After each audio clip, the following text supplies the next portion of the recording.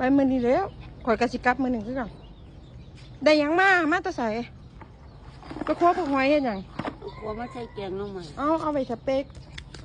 พ่อบ่คาไก่บ้านได้ให้ดอกมาจับเอาไก่ก็สิให้เอา ไม่ให้แน่แม่ บ่ ยังบ่มีเงินจักบาท นี่ล่ะให้200ไปสเต็กให้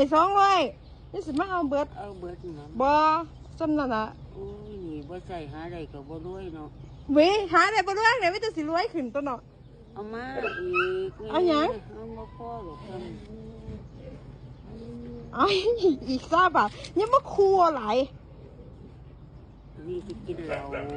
สิกินหยัง สิกินเหล้า พ่ออยู่ที่20 บาท บ่พอแล้ว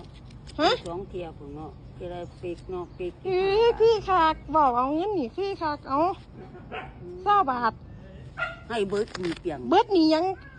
ขี่รถก็สิบ่ให้กินแน่บ่ ร้านเอาให้มันจักร้อย บ่ได้เจ้าก็ให้มันติเนาะขอยบ่มีเงินมาให้เจ้าเบิดแล้วเนาะเฮ้ยพุ่นเห็นบ่ขนาดให้เจ้าบ่แบ่งให้มันเนาะ